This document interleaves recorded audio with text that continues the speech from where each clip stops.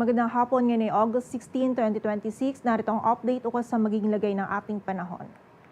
Nakakaapekto pa rin ang habagat sa Luzon at western section ng Visayas. Yung habagat po natin kahapon and generally ngayon is hindi po ganun kalakas kung i-compare po natin sa habagat natin ng first half po ng last week. Kaya po nasilayan pa rin natin yung haring araw ng umaga hanggang tanghali. Ngunit dahil prevailing pa rin po yung habagat natin, generally mga pag-ulan po is mararanasan nga natin ngayong hapon at gabi and possible din po sa madaling araw. Posible pa din yung periods of heavy rainfall, kaya pag-iingat pa rin para sa ating mga kababayan. And also nakita po natin yung trend ng habagat natin ngayon maging sa mga susunod na araw ay palakas po or posible tayong magkaroon muli ng another strong habagat episode. Kaya po ngayon, na-expect natin possible na yung mga occasional rains or posible po yung hanggang sa mga malalakas na pagulan for the area of Ilocos Sur, La Union, Pangasinan at Zambales maging sa area din po ng Bataan. And possible din po na meron tayong mga periods of heavy rainfall dito sa may Ilocos Norte, Cagayan, Batanes, maging dito din sa Cordillera Administrative Region, Tarlac, Pampanga, maging dito din po sa bahagi ng Metro Manila, Cavite, Batangas at Occidental Mindoro. Kaya po pag-iingat para sa ating mga kababayan sa posibilidad po ng mga pagbaha at pagguho ng lupa. Also, meron po tayong minomonitor na dalawang low pressure area sa labas ng ating area of responsibility. Unahin po natin itong low pressure area 08E, huling namataan sa line 2,395 kilometers east-northeast ng extreme northern Luzon. Unlikely po itong maging isang ganap na bagyo and palayo din po yung movement nito dito sa ating area of responsibility. And kanina namang 2 p.m., meron po tayong namataan naman na isa pang circulation or low pressure area galing dito sa mga cloud cluster silangan ng Luzon, Visayas area. Huli pong lokasyon nito is 1,385 kilometers east of Central Luzon. Sa ngayon, nasa labas pa po ito ng ating area of responsibility. Ngunit sa mga susunod po na oras or likely mamayang gabi is papasok na din po ito sa loob ng PAR. Also, posible din po itong ma-develop at maging isang ganap na bagyo sa mga susunod na araw at ang susunod po na pangalan natin ay Neneng. In terms of TC development mo, meron tayong dalawang scenario.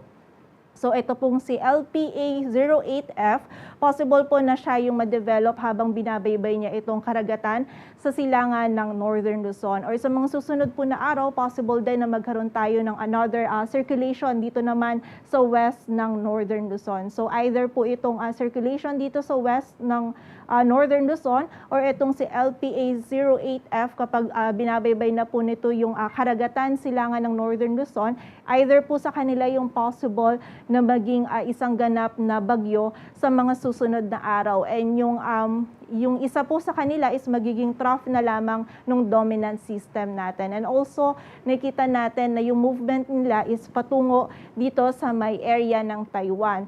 So in terms of direct effect po, possible na maapektuhan itong area ng Batanes ng bagyo directly, and sa mga susunod na araw, ito din pong circulation na ito, yung nakikita natin na mag-contribute dun sa paglakas ng habagat. So again, continuous monitoring po tayo and patuloy na magantabay sa updates na ipapalabas ng Pag-asa. At kaugnay nga po na nakikita natin na paglakas po ng habagat sa mga susunod na araw, today hanggang tomorrow afternoon, possible po yung 50 to 100 millimeters of rainfall dito sa may Ilocos Sur, La Union, Benguet, Pangasinan at sa area ng Zambales. While tomorrow afternoon naman hanggang Tuesday afternoon, mas marami na po yung areas na ina-expect natin na makakaranas ng mga malalakas po na pag-ulan. 50 to 100 millimeters of rainfall pa din sa Ilocos Sur, La Union, Benguet, Pangasinan, Zambales, Bataan, Cavite, Batangas, Occidental Mindoro, maging sa area din ng Antique. And by Tuesday afternoon naman to Wednesday afternoon, possible din po yung 50 to 100 millimeters of rainfall sa Ilocos Sur, La Union, Benguet, Pangasinan, Zambales, Tarlac, Pampanga, Bataan, Cavite, Batangas, Occidental Mindoro at sa bahagi din po ng Antique. So nakita po natin simula po bukas hanggang Wednesday, posible po na mas malakas yung habagat natin and mas madami din po yung pag-ulan or yung mga paulan na dala nito. Kaya doble ingat po at pagiging alerto para sa ating mga kababayan sa posibilidad ng mga pagbaha at pagguho ng lupa. Sa magiging lagay naman ng ating panahon bukas, araw ng Lunes, halos buong bahagi po ng Luzon yung makakaranas ng maulan po na panahon hanggang sa malalakas yung mga pag-ulan na ating mararanasan. Dito pa din sa Ilocos Sur, La Union, Pangasinan, Zambales, Bataan, maging dito din sa area ng Occidental Mindoro. While for the area naman ng Ilocos Norte, Batanes, Cagayan, Cordillera, Administrative Region, maging dito din sa Tarlac, Pampanga, Metro Manila, Cavite, Batangas ay makakaranas din po tayo ng periods pa din ng heavy rainfall. While for the rest of Luzon naman, may mga scattered ng mga pag-ulan po tayong mararanasan and lahat po ito ay dala pa rin ng habagat. Agwat po ng temperatura dito sa Metro Manila ay mula 26 to 29 degrees Celsius.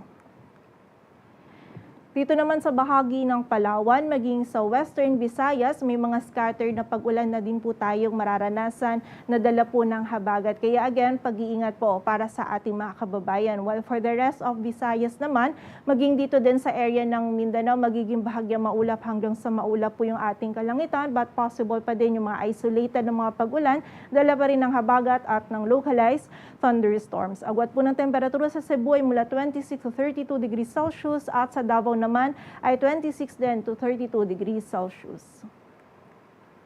Sa lagay naman po ng dagat baybayin ng ating bansa, wala tayong nakataas na gale warning, ngunit iba yung pag-iingat pa rin para sa mga kababayan natin na maglalayag dito sa may northern at western sections ng Luzon sapagkat magiging katamtaman hanggang sa maalon pa rin po yung lagay ng ating karagatan.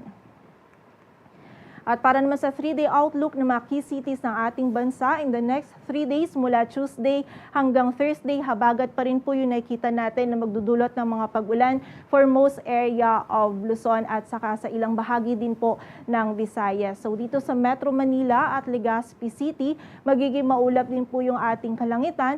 Possible po yung mga scattered na mga pag-ulan, pagkilat at pagkulog. And meron pa rin po tayong periods ng heavy rainfall or yung mga biglaan po na buhos ng mga malalakas na pag-ulan. Kaya doble ingat po para sa ating mga kababayan. For the area naman ng Baguio City hanggang sa mga malalakas po na pag-ulan yung ating mararanasan in the next 3 days. Kaya pagiging alerto po para sa ating mga kababayan lalo na yung mga prone sa flash floods at landslides.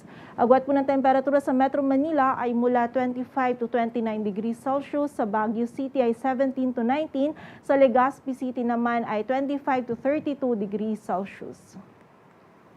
Dito naman sa bahagi ng Iloilo City, magiging maulan din po yung ating panahon. Possible po na meron pa rin tayong periods ng mga heavy rainfall. Kaya pag-iingat po para sa ating mga kababayan. Well, for the area of Metro Cebu and Tacloban City, possible naman po yung mga isolated o yung mga biglaang pag-ulan, pagkilat at pagkulog, dala pa rin po ito ng habagat. Agwat ng temperatura sa Metro Cebu ay mula 25 to 32 degrees Celsius. Sa bahagi ng Iloilo ay 25 to 31 at sa Tacloban City naman ay 26 to 32 degrees Celsius. Sa area naman ng Mindanao, partikular na dito sa Metro Davao, Cagayan de Oro City at Zamboanga City, magiging bahagyang maulap hanggang sa maulap din po yung ating kalangitan.